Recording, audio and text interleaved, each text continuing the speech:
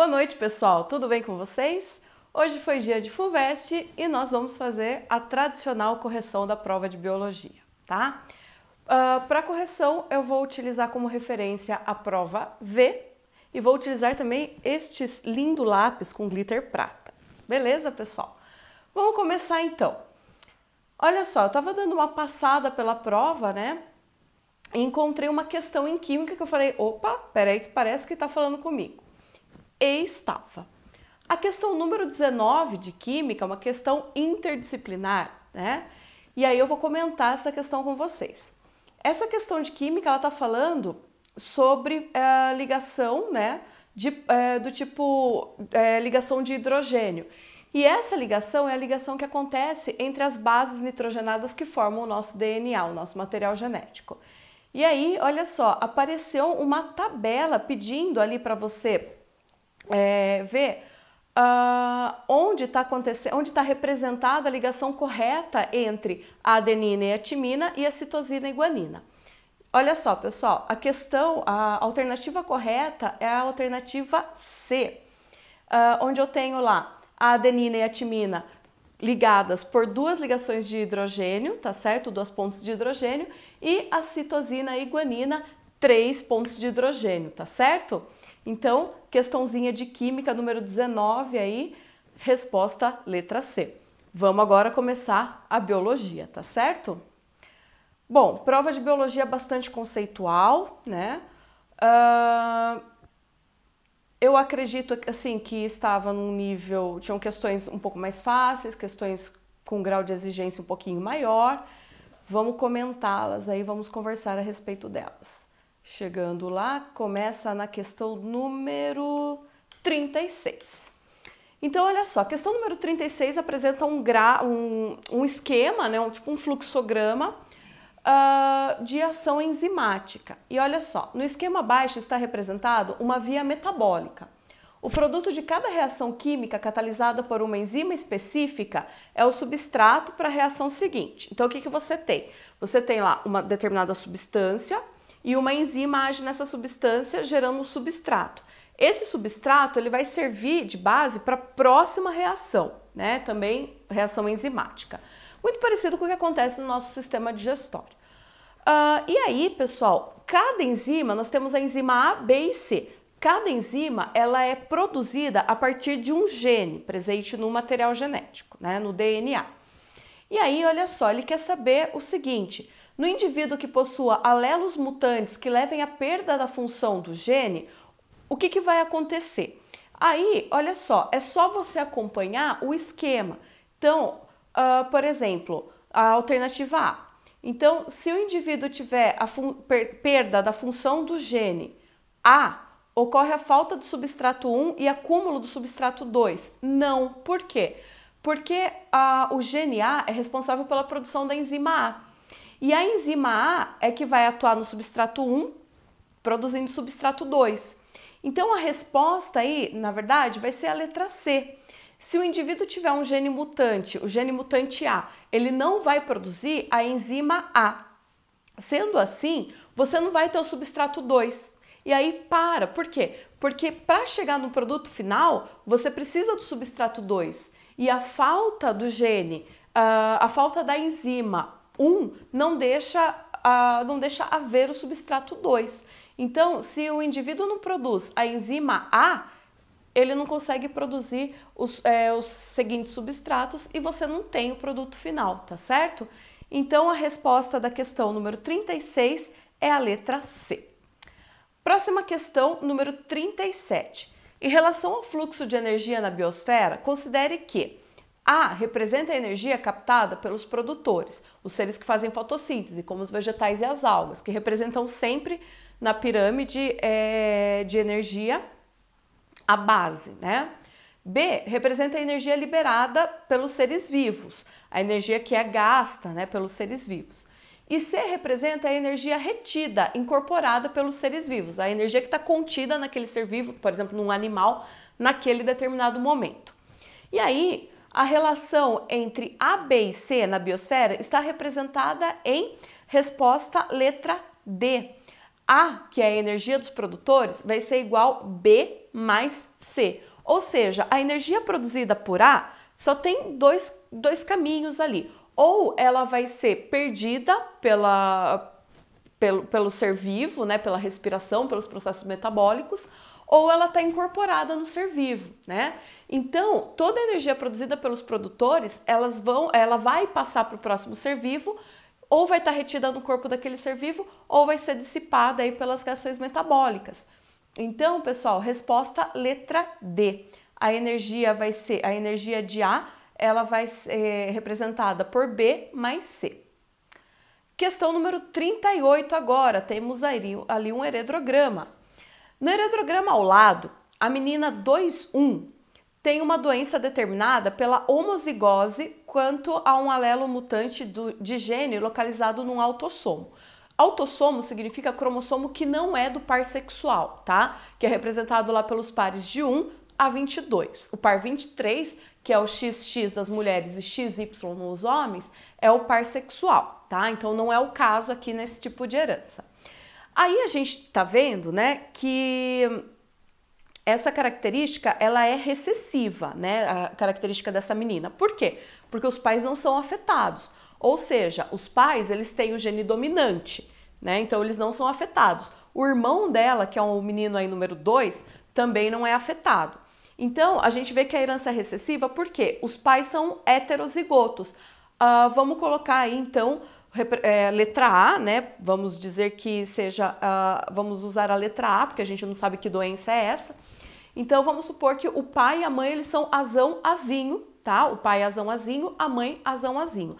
E essa menina, ela herdou a homozigose desses genes recessivos, azinho-azinho. Então, o genótipo dela é azinho-azinho. Aí, a questão é a seguinte: a probabilidade do seu irmão, da segunda geração, número 2, ser clinicamente normal, quer dizer, esse irmão que é clinicamente normal, possui esse alelo mutante, é D. Aí, pessoal, a resposta é a letra E, 2/3. Por quê? Quando a gente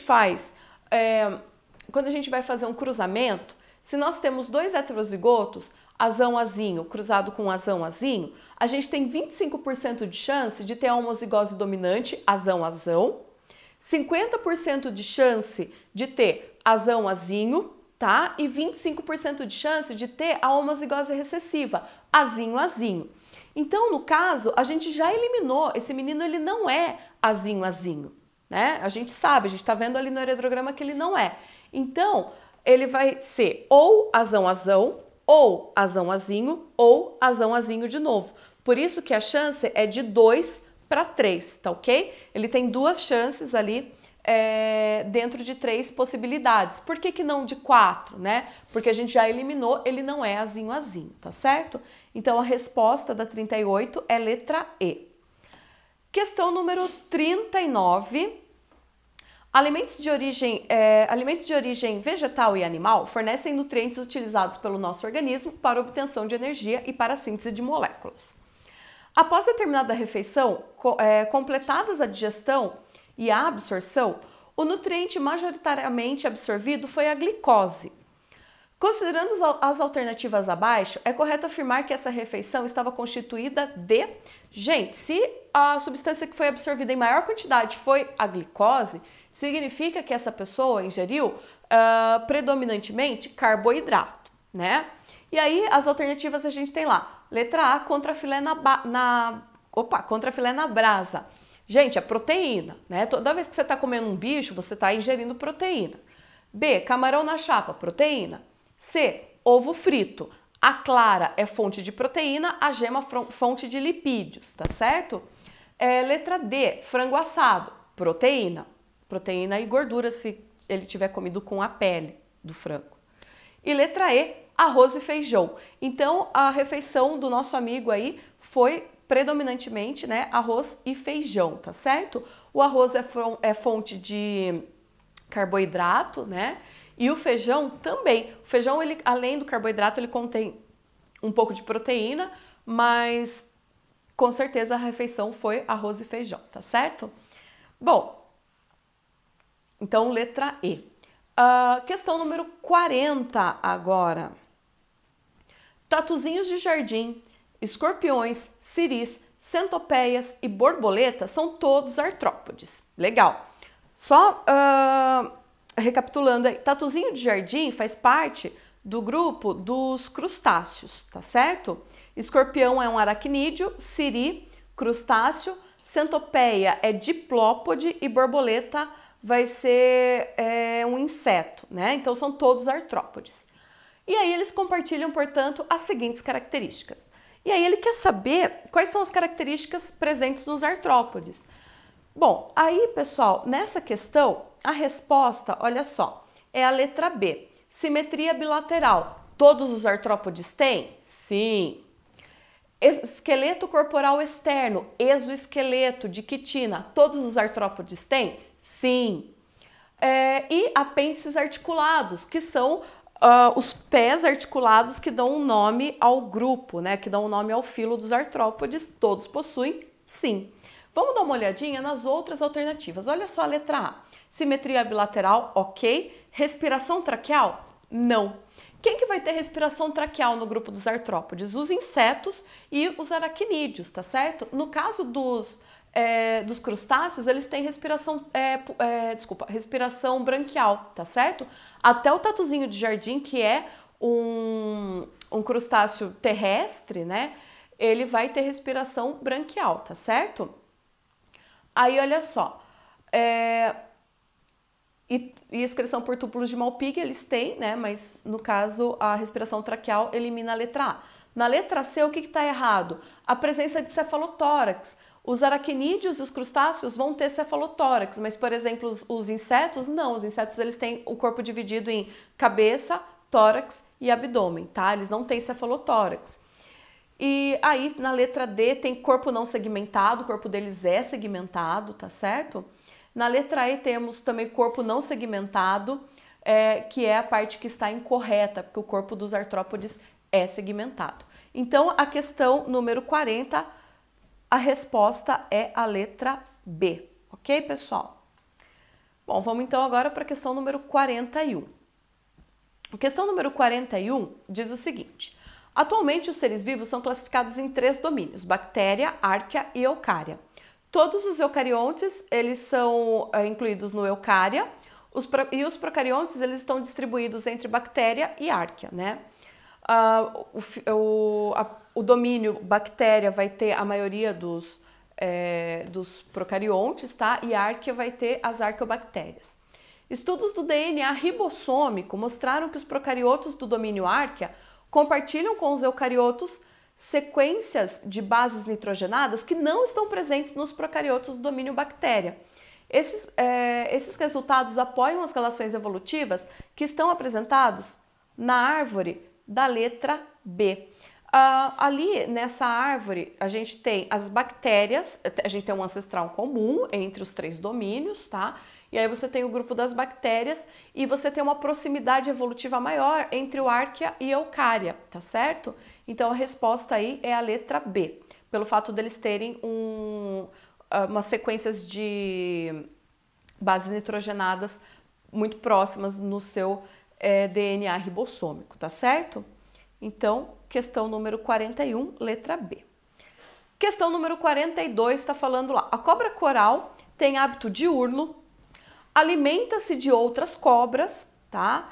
É terrícola, ou seja, caça e se abriga no chão. Já a jararaca tem hábito noturno, alimenta-se de mamíferos e é terrícola também. Ambas ocorrem no Brasil, na floresta pluvial costeira. E aí, essas serpentes disputam o mesmo nicho ecológico? Não. Por quê? Porque uma tem hábito diurno e a outra tem hábito noturno, certo? Outra coisa, uma vai se alimentar de outras cobras e outra se alimenta de mamíferos, pequenos mamíferos. Então, o nicho ecológico delas é diferente, tá certo? Letra B, constitui uma população? Não, por quê? População são os seres vivos de uma mesma espécie que habitam um determinado local ao mesmo tempo, tá? E elas não são da mesma espécie, elas são de espécies diferentes. Letra C, compartilham o mesmo habitat. Essa está correta. Então, a questão número 42 é a letra C. A letra D está falando lá, realizam competição intraespecífica. Elas não competem porque o nicho ecológico delas é diferente em relação e também não poderia ser intraespecífica porque competição intraespecífica é entre seres da mesma espécie, que não é o caso aqui. E a letra E são comensais, não tem nada a ver essa alternativa, nem vamos comentar. Vamos agora para a questão número 43. Nos mamíferos, o óvulo é uma célula que constitui o gameta feminino. Na verdade, é o ovócito secundário, né? Mas tudo bem.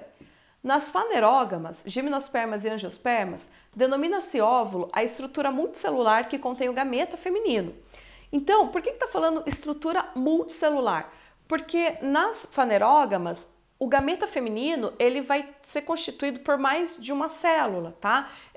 Na verdade, é uma estrutura que contém ali a célula gamética e outras células que vão gerar o endosperma, se houver fecundação, que serve de nutriente para o desenvolvimento daquele embrião, tá certo?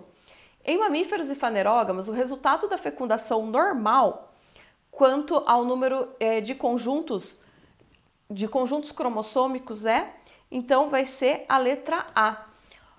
No caso dos mamíferos, o embrião é diploide, tá? Formado então por 2 conjuntos genéticos. E nas fanerógamas, o embrião também é diploide, mas ela também vai ter um tecido de reserva diploide ou às vezes até triploide, tá certo, pessoal? Então a resposta da 43 é a letra A. Questão 44 agora, vamos lá. Na questão 44 nós temos: a pele humana atua na manutenção da temperatura corporal. Analise as afirmações abaixo. Primeira afirmação: em dias frios, vasos sanguíneos da pele se contraem, o que diminui a perda de calor, mantendo o corpo aquecido.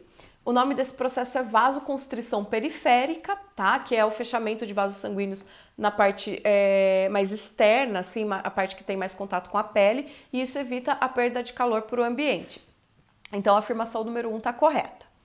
2. Em dias quentes, vasos sanguíneos na pele se dilatam, o que diminui a irradiação de calor para o meio, esfriando o corpo. Essa está errada. Por quê? Realmente, a gente tem a vasodilatação periférica, né, dilatação dos vasos sanguíneos na parte superficial da pele, só que isso aumenta a irradiação de calor, tá certo? Então, vai esfriar o corpo, mas aqui na afirmação tá falando diminui. Esse diminui é que tá errado, tá, pessoal? E 3. Em dias quentes, o suor produzido pelas glândulas sudoríparas, ao evaporar, absorve o calor da superfície do corpo, resfriando. Essa está correta. Então, a 1 e a 2 estão corretas, desculpa, a 1 e a 3 estão corretas, e aí a alternativa é a letra D. Próxima questão, a última já, né? Considere o processo de divisão meiótica em um homem heterozigótico quanto a uma característica de herança autossômica recessiva, Hzinho. O número de cópias do alelo Hzinho nas células que estão no daí ele vai querer saber, o número de cópias do alelo Hzinho em células que estão no início da intérfase é uma cópia só. Vamos imaginar que ele tem um parzinho de cromossomos, tá? E ele é heterozigoto. Então esse aqui carrega o Hzão, esse aqui carrega o Hzinho. No início da intérfase, os cromossomos ainda não estão duplicados. Então ele só tem uma cópia desse gene Hzinho, tá certo? O que vai acontecer? A duplicação desse cromossomo só vai acontecer na fase S da intérfase, né? Que não é o início da intérfase, é o meio da intérfase. Então, num primeiro momento, ele tem uma cópia desse gene. Aí, olha só. E daí, nas células que estão na metáfase, aí ele vai ter 2 cópias desse gene na metáfase 1, tá? Ele vai ter 2 cópias desse gene Hzinho, tá certo? Porque daí o cromossomo vai estar duplicado. E na metáfase 1 acontece a separação dos cromossomos homólogos, tá certo? E aí depois, e aquelas que resultam da segunda divisão meiótica, ou seja, o final da meiose, quantos genes Hzinho a célula vai ter? Ou vai ter um gene Hzinho, tá certo? ou não vai ter nenhum. Por quê? Porque a meiose, ela vai produzir gametas. E se o indivíduo é Hzão, Hzinho, o que vai acontecer? No primeiro momento, há a duplicação desse gene, e no segundo momento, quando a célula se divide, você tem como resultado 4 células filhas. 2 dessas células filhas vão receber o gene Hzão e 2 vão receber o gene Hzinho. Então, ou a célula vai ter uma cópia do gene Hzinho, se for uma célula que recebeu esse gene, ou nenhuma, se for uma célula que recebeu o gene Hzão, tá certo? Então, a alternativa correta aí na questão 45 é a letra B, tá ok? Bom, com isso nós finalizamos a correção da FUVEST. Espero que vocês tenham feito uma boa prova. Se você gostou do vídeo, curta, compartilhe com seus amigos e curtam a página no Facebook Sabrina Bio, tá ok? Grande abraço para vocês e até mais. Ô menino, dá tchau pro pessoal. Dá, Chewbacca.